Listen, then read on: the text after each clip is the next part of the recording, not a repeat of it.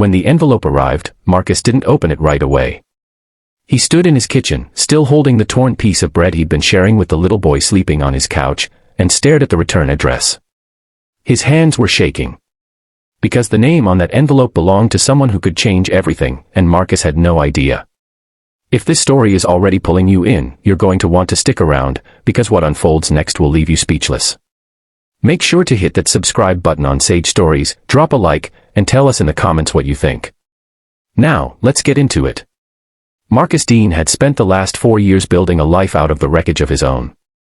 He was 36, living in a modest 2-bedroom house on the outskirts of Dayton, Ohio, working as a mechanic at a small auto shop on Route 9.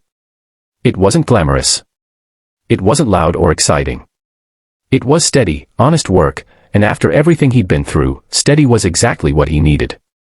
He'd lost his wife 2 years before, a car accident on a rainy Tuesday in November, and since then, it had just been him. Him and the quiet. Him and the routine.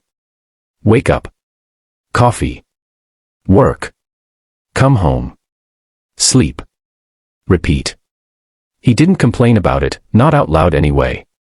But anyone who looked closely enough could see the weight sitting on his shoulders, the way his eyes went flat when he thought no one was watching. One evening in late October, Marcus was closing up the shop when he heard it. A sharp knock on the side door, not the front, not the kind of knock that said, "I'm here for an oil change." It was desperate. Urgent. He almost ignored it. But something in his chest told him not to. When he opened the door, he saw her. A woman, maybe early 30s, leaning against the frame like she might collapse if she let go. Her left eye was swollen nearly shut. There was dried blood on her lip, and her jacket was torn at the shoulder.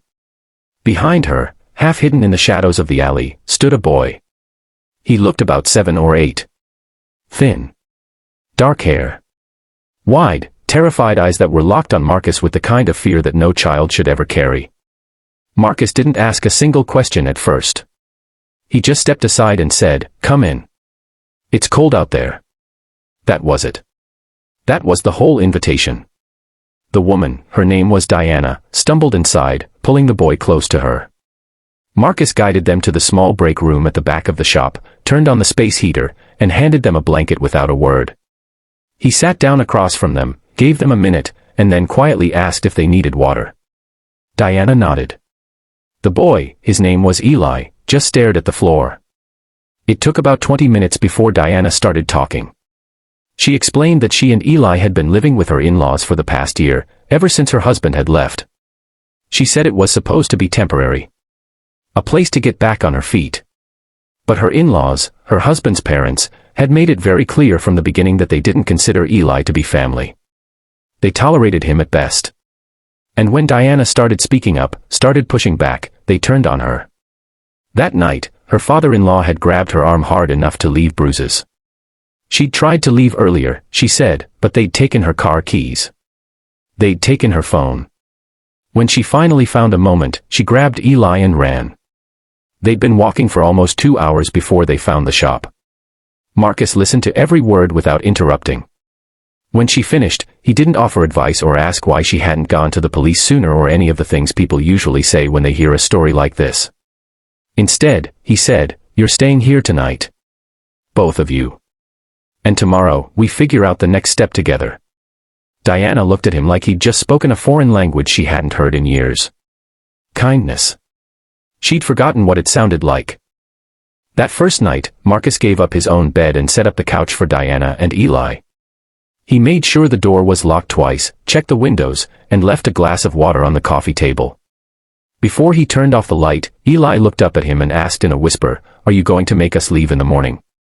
Marcus knelt down, looked the boy right in the eyes, and said, "Not until you're ready to go somewhere safe. And I mean that." Eli didn't smile.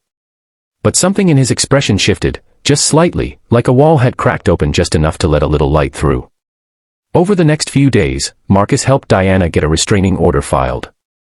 He drove her to the courthouse himself, sat in the waiting room with Eli while she spoke to the judge, and made sure she understood every step of the process. He called in a few favors with people he knew, a woman at the local shelter who owed him a kindness, a social worker he'd helped years back, and between them, they found Diana a small apartment about 10 minutes away. It wasn't much. But it was hers. It was safe. Eli, though, Eli was the one who stayed on Marcus's mind. The boy barely spoke for the first week. He ate what Marcus put in front of him, sat quietly while the adults talked, and watched everything with those sharp, careful eyes. But slowly, something began to shift. Marcus started letting Eli help around the shop, small things, handing him a wrench, letting him wipe down a part, showing him how an engine worked. And for the first time, the boy smiled. A real one. Small, almost shy, but real. Marcus felt something crack open inside his own chest when he saw it, something he thought had gone quiet after his wife died. Diana visited every day to check on Eli, and eventually she told Marcus something she'd been hesitant to share. She said that Eli's biological father, the man who had left, wasn't just some ordinary guy who'd walked out on his family. She said he was wealthy. Extremely wealthy. But she hadn't told anyone, not even her in-laws, because the last thing she wanted was for Eli to become a target. Marcus nodded, told her it didn't change a thing, and meant every word. 3 weeks after that conversation, the envelope arrived.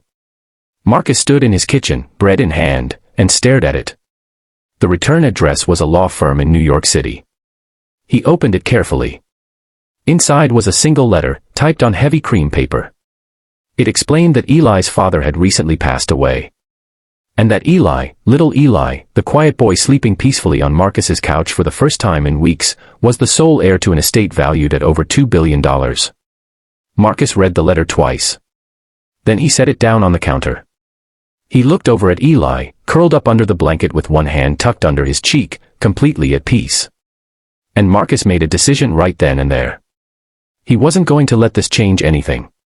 Not the way he looked at that boy. Not the way he treated him. Not a single thing. Because Eli didn't need a billionaire. Eli needed someone who saw him, really saw him, as a kid who deserved to be safe, to be warm, and to be told that he mattered.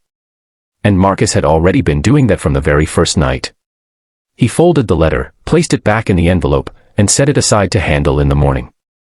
Then he quietly draped an extra blanket over Eli, turned off the kitchen light, and went to bed. What happened next wasn't about money. It was about the fact that one man, with nothing but an open door and a warm heart, had already given that little boy the one thing no fortune could ever buy, a place where he felt safe enough to finally close his eyes and rest. And that, if you think about it, is the most powerful thing any of us can ever offer another human being. Not wealth. Not perfection. Just presence. Just the simple, quiet decision to show up when someone needs it most. Diana and Eli both went on to find stability and peace, and Marcus finally stopped feeling so alone.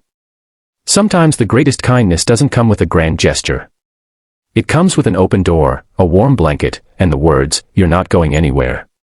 If this story moved you, share it with someone who needs to hear it today. And if you've ever been on the receiving end of a kindness that changed your life, we would love to hear your story down in the comments. Until next time, keep being the reason someone smiles.